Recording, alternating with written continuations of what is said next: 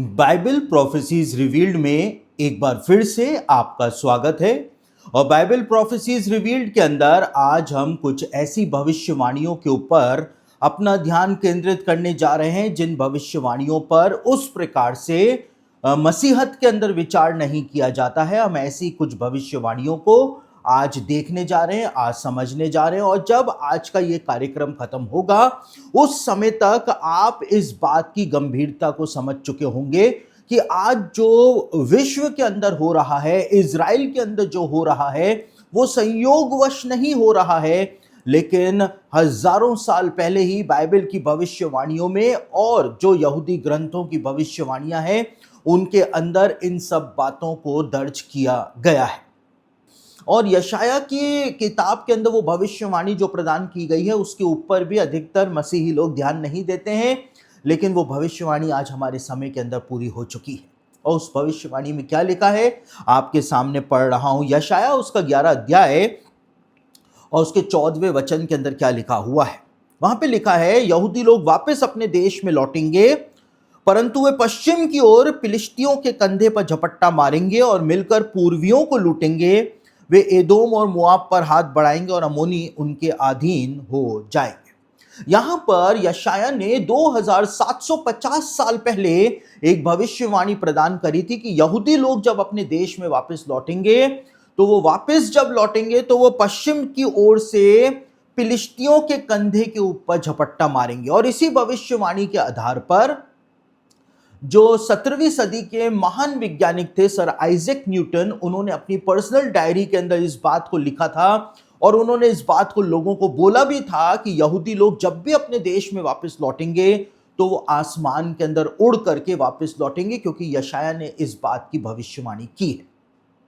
और 17वीं सदी के अंदर ही सर आइजैक न्यूटन का जो समकालीन था एक नास्तिक था जिसका नाम था वॉल्टेयर, उसने सर आइजैक न्यूटन की बहुत हंसी उड़ाई थी कि ज्यादा पढ़ाई कर लेने के कारण सर आइजैक न्यूटन का दिमाग जो है वो खराब हो गया है, क्योंकि सर आइजैक न्यूटन इस बात को बोल रहे हैं कि यहूदी लोग जब भी वापस लौटेंगे तो वो उड़ करके इजराइल देश वापस लौटेंगे, क्योंकि उस समय तक हवाई जहाज का, एरोप्लेन का आविष्कार जो है वो हुआ ही नहीं था। और इसी वजह से वॉल्टेयर ने सर आइजैक न्यूटन की बहुत हंसी उड़ाई थी।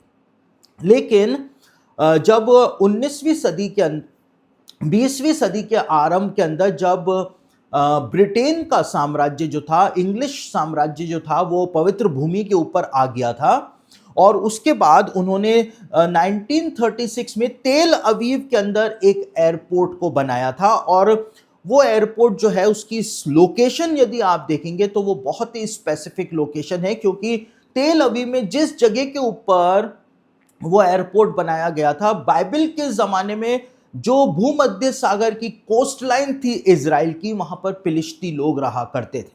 और इजराइल के नक्शे में एक ऐसी जगह आती है जो इंसान के कंधे जैसी दिखाई देती है, और हिब्रू भाषा में इजराइल के नक्शे की वो जगह जो है उसको कतिफ कहा जाता है, और हिब्रू भाषा में कंधे को भी कतिफ ही कहा जाता है। यानी कि यशाया जो था वो पिन पॉइंट करके इजराइल के नक्शे के उस भाग की तरफ इशारा कर रहा था जहां पे बाइबल के जमाने के अंदर फिलिस्ती लोग रहा करते थे, भूमध्य सागर की कोस्टल लाइन पर। और आज की तारीख में यहां पे लिखा है कि जब यहूदी लोग वापस लौटेंगे तो वो पश्चिम की तरफ से, यानी भूमध्य सागर की तरफ से फिलिस्तियों के कंधे के ऊपर झपट्टा मारेंगे। जब कोई भी फ्लाइट जो है वो इजराइल के बेन गुरियन एयरपोर्ट पर, जो तेल अवीव के अंदर पाया जाता है, जब वहां पर उतरने के लिए जाती है तो उसको एक चक्कर मारना पड़ता है, और वो चक्कर जो है वो इजराइल के भूभाग के उसी जगह से वो चक्कर मारना पड़ता है जहां पर वो कंधे जैसा इलाका आता है, और वहीं से ही फ्लाइट चक्कर मार करके तेल अवीव के बेन गुरियन एयरपोर्ट के ऊपर उतरती हैं। यानी कि यशाया ने पिन पॉइंट करके बताया था कि जब यहूदी लोग वापस लौटेंगे तो वो फिलिस्तियों के कंधे पर झपट्टा मारेंगे, और जब भी बेन गुरियन एयरपोर्ट के ऊपर कोई भी प्लेन उतरता है तो वो प्लेन बिल्कुल वैसे ही उतरता है जैसे एक मांसाहारी पक्षी अपने शिकार के ऊपर झपटता है। तो आप इन वीडियो क्लिपिंग्स के अंदर उन सब बातों को देख रहे हैं, और ये स्पेसिफिक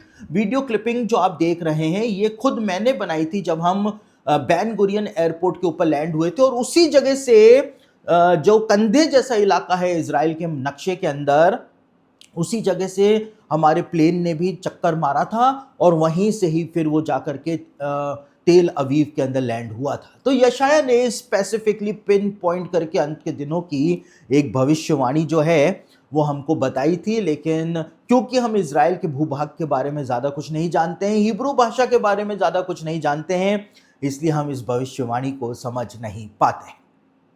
लेकिन एक बहुत महत्वपूर्ण भविष्यवाणी मैं आपके सामने पढ़ रहा हूं, जो कि यहूदा की पत्री के अंदर प्रदान की गई है। नए नियम में यहूदा की पत्री के अंदर क्या लिखा हुआ है आपके सामने पढ़ रहा हूं। वहां पे लिखा है, फिर जो स्वर्गदूतों ने अपने पद को स्थिर ना रखा वरन अपने निज निवास को छोड़ दिया, उसने उनको भी उस भीषण दिन के न्याय के लिए अंधकार में जो सदा काल के लिए है बंधनों में रखा है।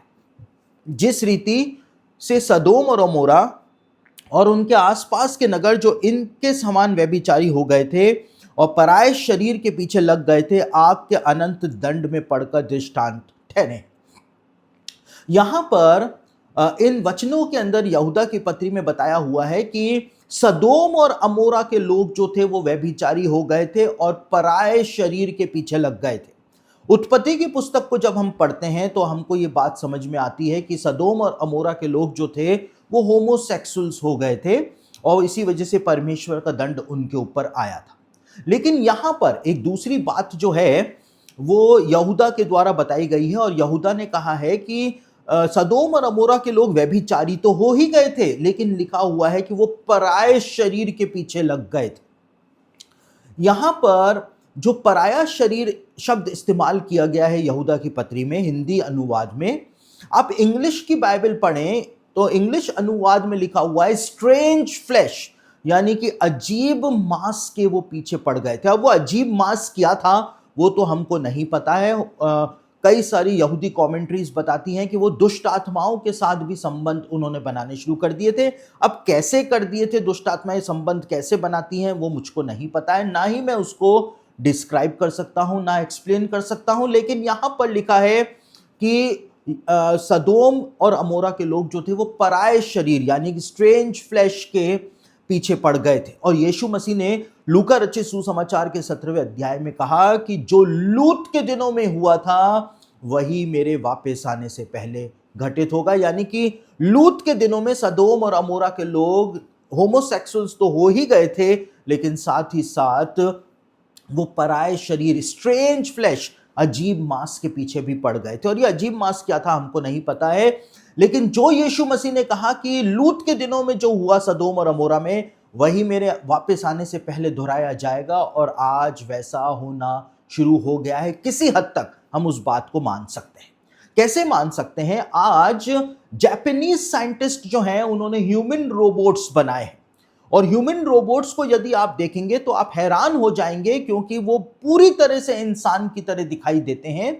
और उनकी जो स्किन जापानीज साइंटिस्ट ने बनाई है, जापानीज साइंटिस्ट का कहना है कि इंसान की स्किन और इन ह्यूमन रोबोट्स की स्किन में 19-20 का ही अंतर है, बल्कि साइंटिस्ट ये कहते हैं कि इंसान से भी अच्छी स्किन जो है हमने इन रोबोट्स के लिए बनाई है।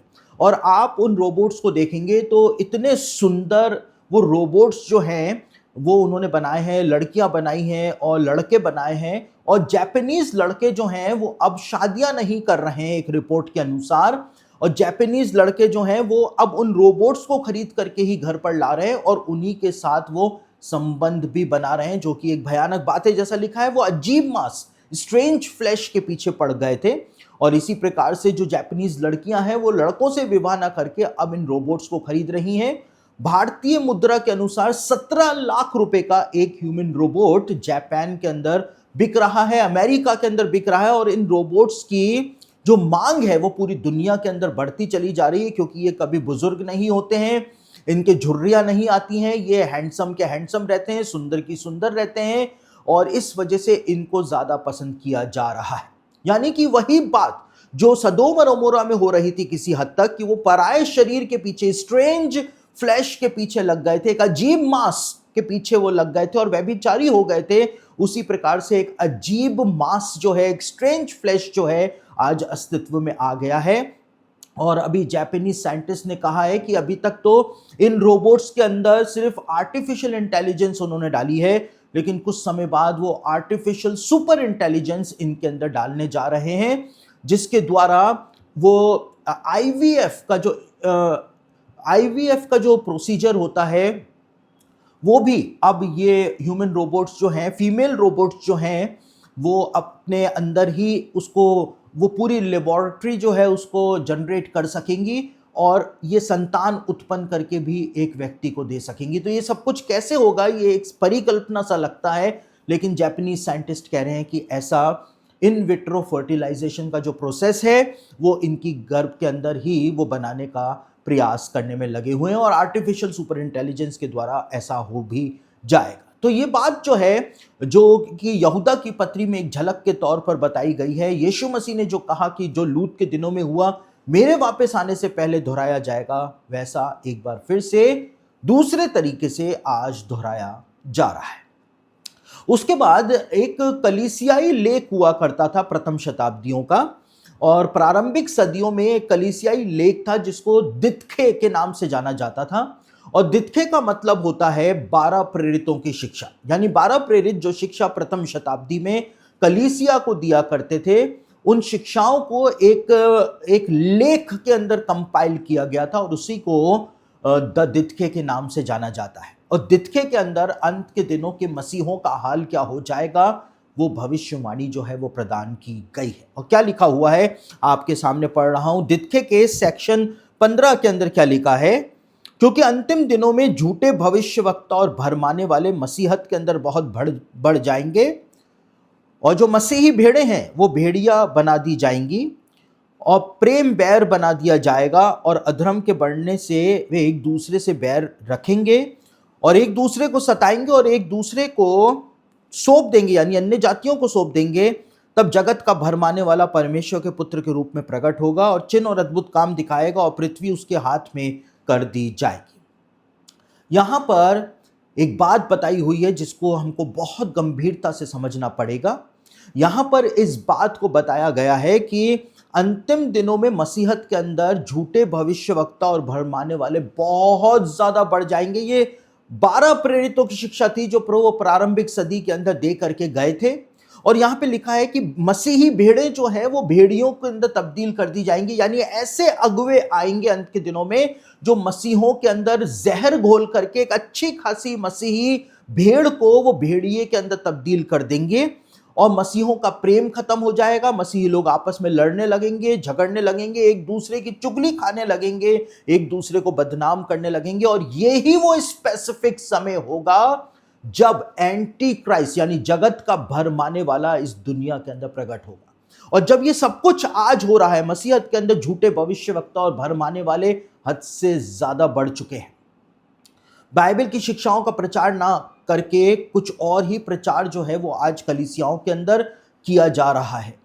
भविष्यवक्ता, झूठे भविष्यवक्ता इतने बढ़ चुके हैं, और मसीही लोगों का इस प्रकार से इन उपदेशकों ने ब्रेन वॉश कर दिया है कि मसीही लोग जो है वो दूसरे चर्च के लोगों को, दूसरे पादरियों को देख करके उनके अंदर इतनी जलन उत्पन्न हो जाती है कि वो उनको गालियां देने लग जाते हैं, उनको बदनाम करने लग जाते हैं, सोशल मीडिया पर गंदी गंदी बातें लिखने लग जाते हैं। ये सब कुछ आज हो रहा है। मसीहों का आपसी प्रेम खत्म हो गया है और मसीही लोग एक दूसरे को बदनाम करने में लगे हुए हैं।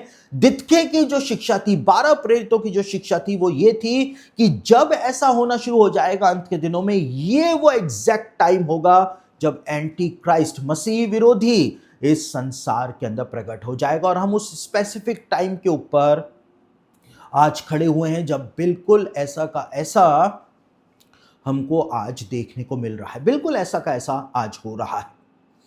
उसके बाद जब हम आगे बढ़ते हैं तो लूका रचित सुसमाचार उसका 21 अध्याय उसके 11वें वचन के अंदर एक बहुत महत्वपूर्ण भविष्यवाणी लिखी हुई है जिसके ऊपर भी हम बिल्कुल भी ध्यान नहीं देते हैं। और बाइबल प्रोफेसीज रिवील्ड का यही दर्शन है कि वो भविष्यवाणियां जिनके ऊपर कभी कोई ध्यान देता नहीं है, उसको मसीहों के सामने लाया जाए ताकि मसीही बाइबल की भविष्यवाणियों की गंभीरता को समझ सके। वहां पे लिखा है, यीशु मसीह ने अंत के दिनों के बारे में भविष्यवाणी करी और यीशु मसीह ने कहा, आकाश में भयंकर बातें और बड़े बड़े चिन्ह प्रकट होंगे। आकाश से भयंकर बातें और बड़े बड़े चिन्ह जो है वो प्रकट होने शुरू हो जाएंगे।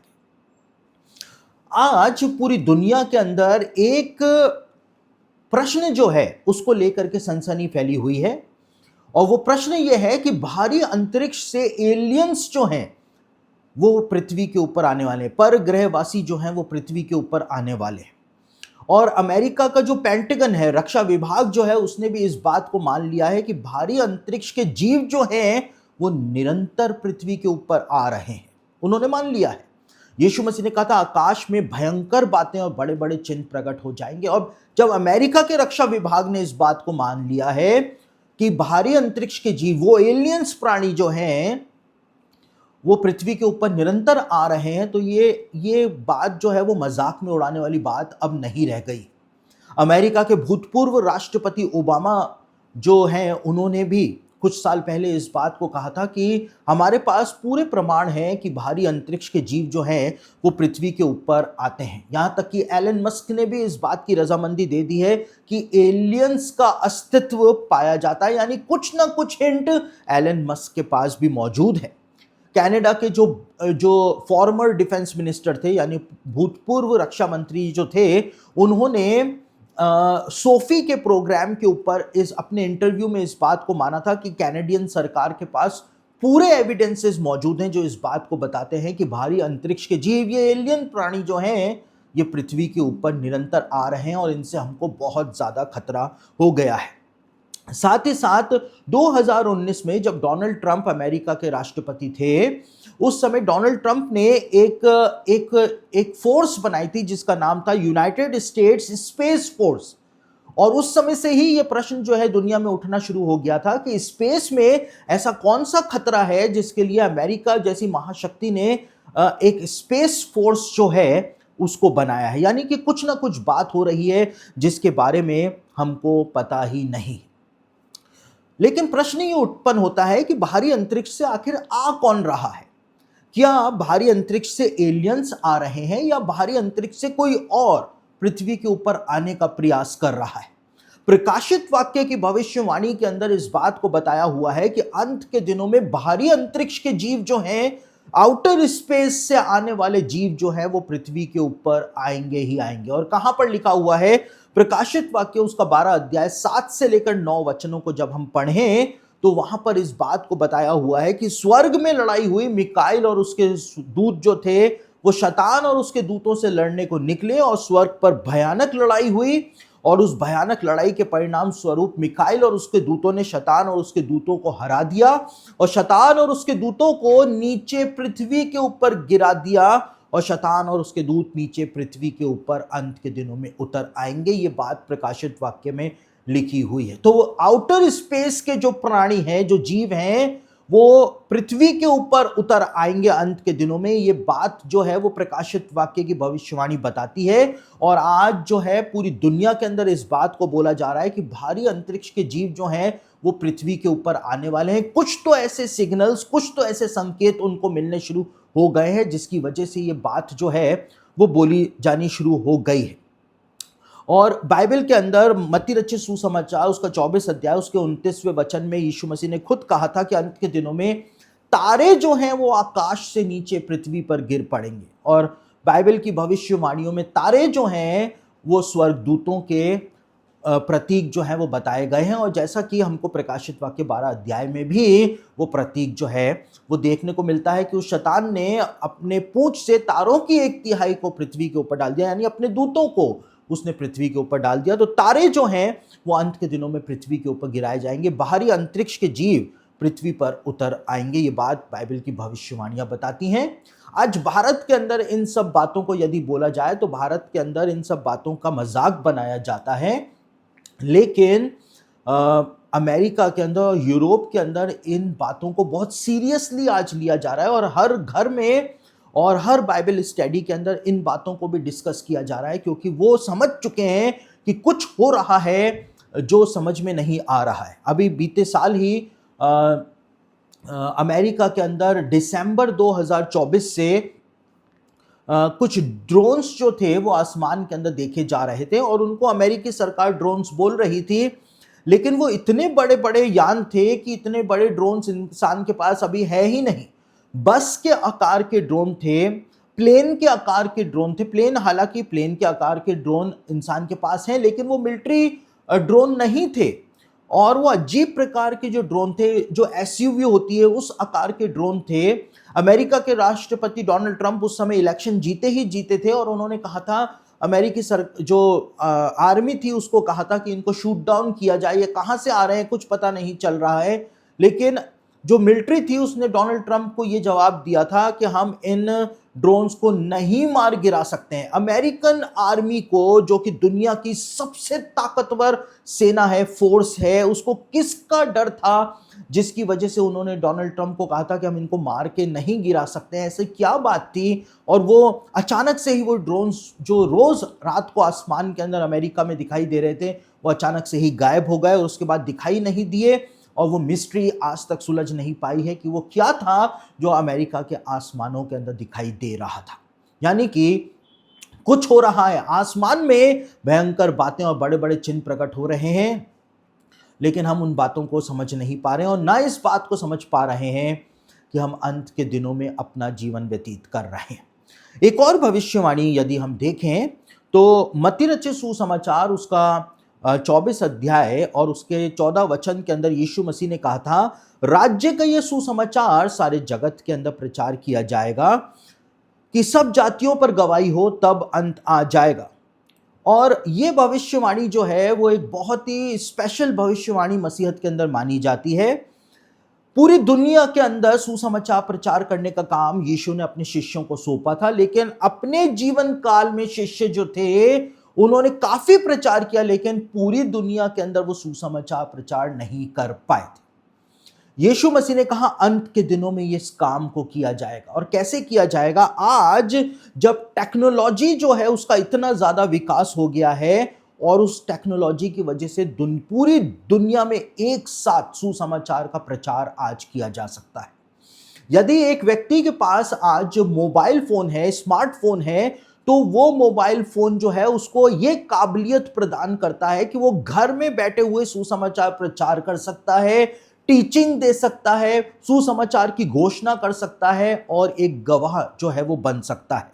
साथ ही साथ यहां पर एक बात जो कि मसीही लोग हमेशा मिस कर जाते हैं, यीशु मसीह ने कहा था ताकि सब जातियों पर गवाही हो, विटनेस हो सब जातियों पर। और इस विटनेस के लिए जो शब्द इस्तेमाल किया गया है वो शब्द है मार्टुरियन। और मार्टुरियन का मतलब होता है एक गवाह जो न्यायालय में खड़ा होकर के गवाही देता है।